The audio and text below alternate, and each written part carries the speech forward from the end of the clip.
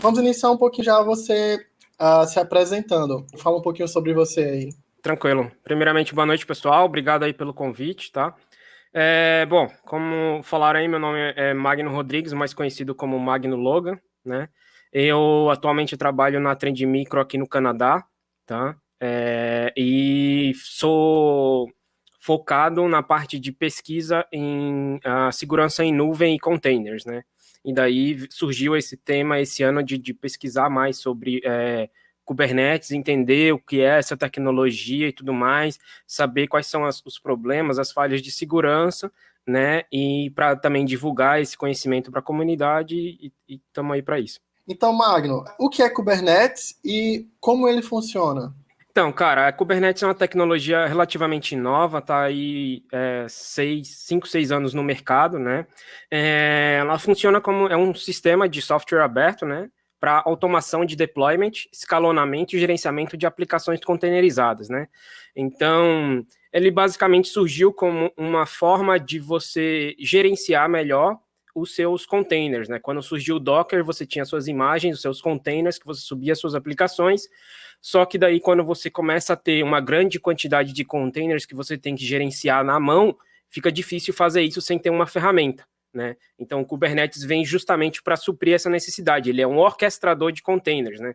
Então, ele possui diversos componentes, né? Ele funciona basicamente com dois componentes, dois nós principais, né? Que a gente chama o Kubernetes de um cluster, ou seja, ele precisa de, no mínimo, duas máquinas ou duas componentes, dois nós para funcionar, né? E dentro dele, o nó principal ali, que a gente chama de master node ou o control plane, vão ter alguns componentes que são o API server, que é um dos componentes principais que recebe e encaminha todas as requisições ali dentro do Kubernetes. Vai ter o Kube Controller Manager, que vai fazer o gerenciamento e controlar aí algumas funcionalidades do cluster. O Kube Scheduler, que vai basicamente dizer para qual nó vai ser criado aquele container, aquela aplicação que você quer rodar. O etcd, que é basicamente o banco de dados ali de onde está todas as configurações do seu cluster, né? E dentro do outro nó, que é um nó, o worker nodes, que daí você pode ter um ou vários worker nodes, né? Você vai ter o kubelet, que é o agente que vai instanciar os containers dentro daquele nó, o kube proxy, que vai gerenciar a questão da comunicação de rede, né? E o container runtime engine, né? Que é justamente a principal, né, no padrão, o padrão do Kubernetes utiliza o Docker, mas você pode utilizar outras, então é o principal mecanismo justamente para subir a sua aplicação via um container, entendeu? Bacana. No seu ponto de vista, por que devemos implementar o Kubernetes? Assim? Acho que antes de você fazer essa pergunta, por que implementar, você deve perguntar por que não implementar, né? Se alguém assistiu a minha palestra lá no MindDSec, onde eu falei justamente sobre Kubernetes e boas práticas, né? O Kubernetes é um sistema complexo. Não é simples de entender, de aprender. Até hoje, eu já estou aqui há mais de 6 meses estudando, dedicado a isso, e eu ainda não me considero nem um pouco um expert em Kubernetes, entendeu? Então, eu estou ainda dando os primeiros passos. Ele é um sistema extremamente complexo, tem várias pequenas partes ali que se movimentam, que você precisa entender o conceito por trás, por que eles foram criados, né? E o que ela faz ali dentro, qual a funcionalidade dela dentro de um cluster, certo?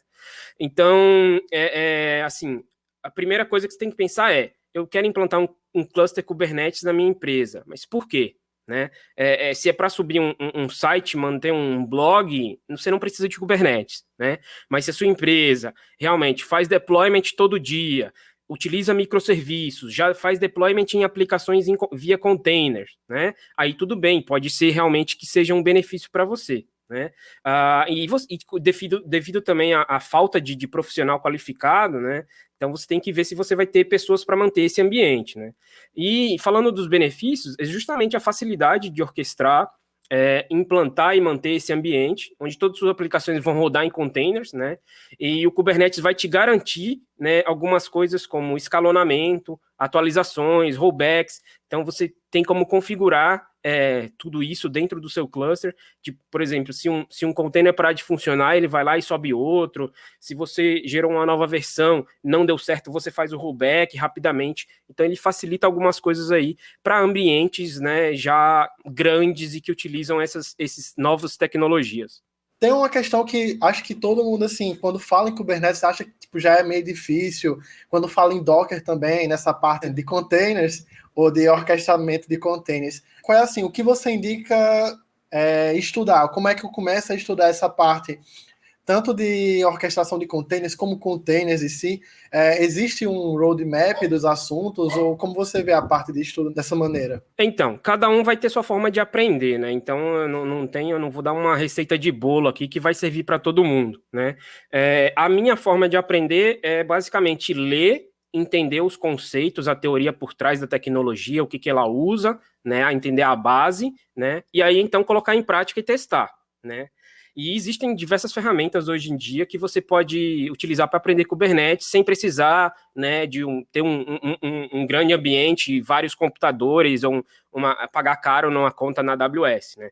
Então, alguns projetos mais comuns e mais conhecidos são o Minikube e o K3S, onde ele gera um cluster Kubernetes para você dentro da sua própria máquina. Então, muita gente desenvolvedor usa isso para testar as aplicações que eles estão desenvolvendo em Kubernetes, certo?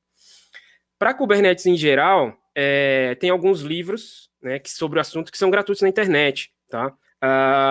Tem um Kubernetes Up and Running, tem Cloud Native Applications e Kubernetes. Eu posso deixar de referência aí depois alguns links, né?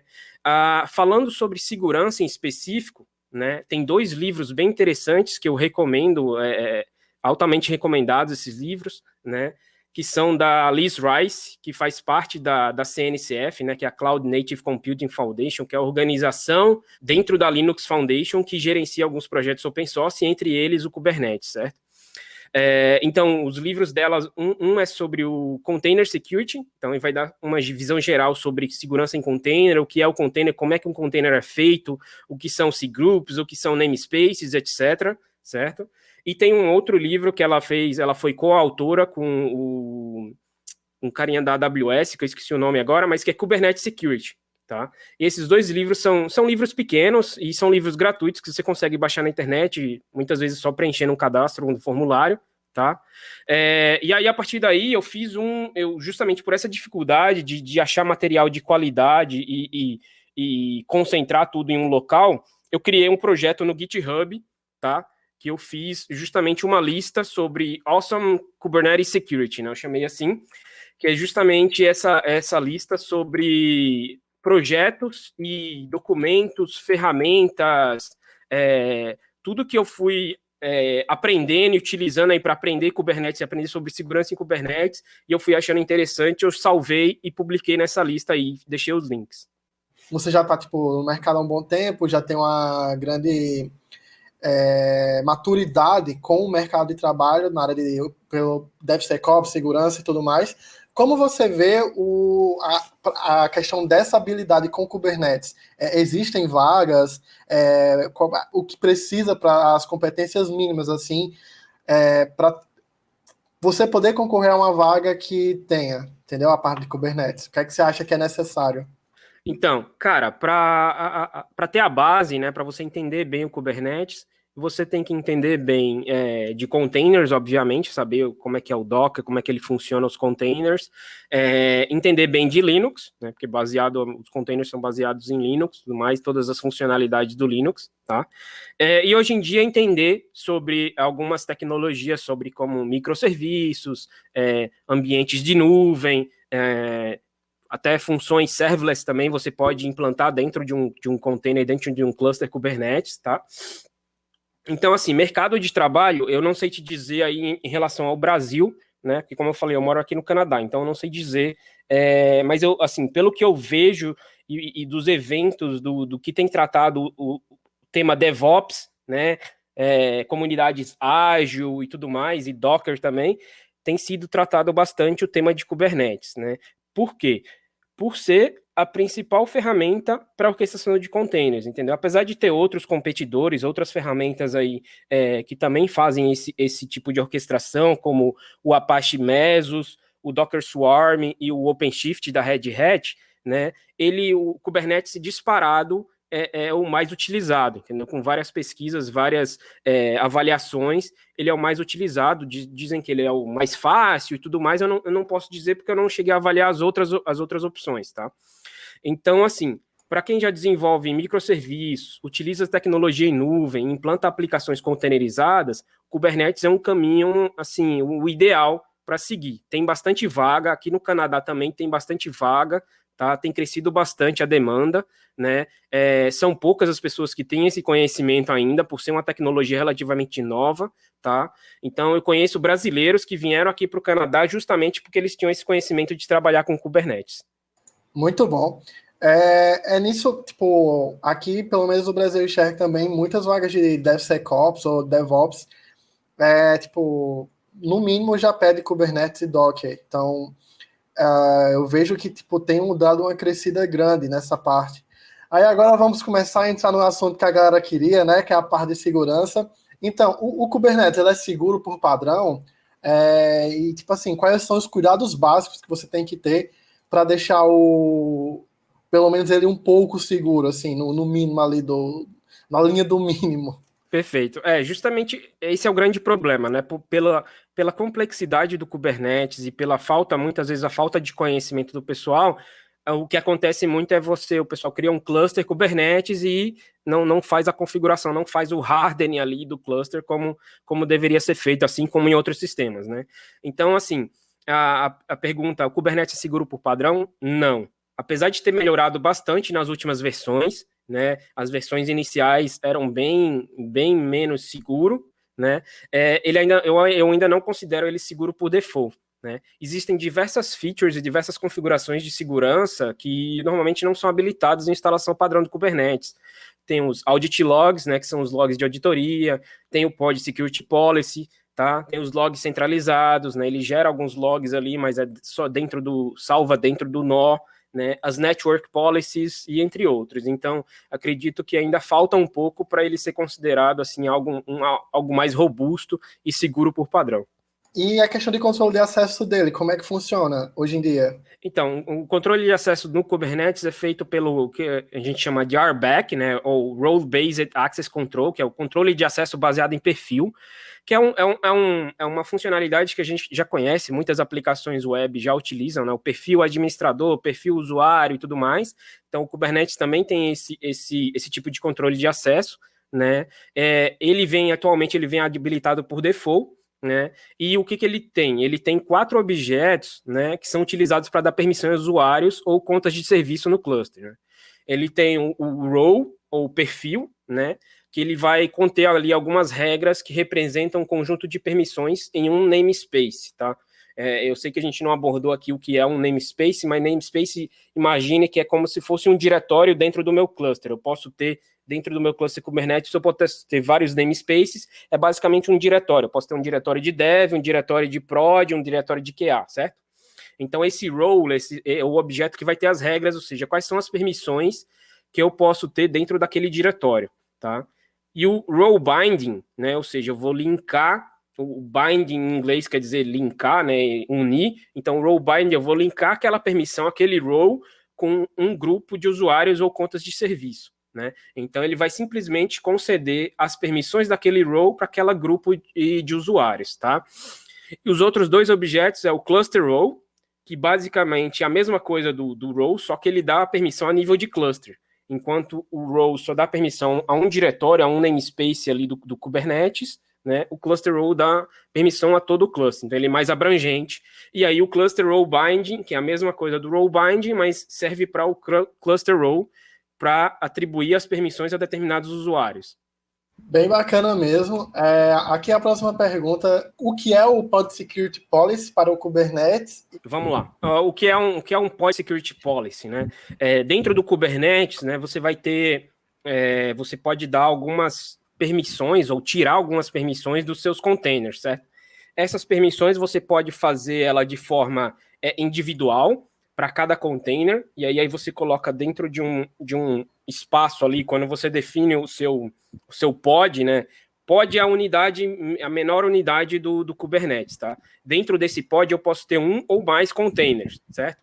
Então, dentro da descrição do manifesto do meu pod, que é um arquivo YAML, eu posso ter um security context, né? Que é um contexto de segurança. Só que daí eu defino as permissões, se aquele container vai subir com permissão privilegiada, se ele vai rodar com usuário root, se o sistema de arquivo dele vai ser só de leitura ou de escrita, entendeu? Então eu tenho esse security context, só que isso daí é individual para cada pod. E daí vem a Pod Security Policy, ela vem como um mecanismo, né, uma funcionalidade do Kubernetes que permite a aplicação dessas funcionalidades de segurança para todos os pods do seu cluster, tá? Então ele funciona como um admission controller, né, que é um controle, é justamente um mecanismo do Kubernetes que ele verifica e aplica essas medidas de segurança antes do pod ser implantado no seu cluster.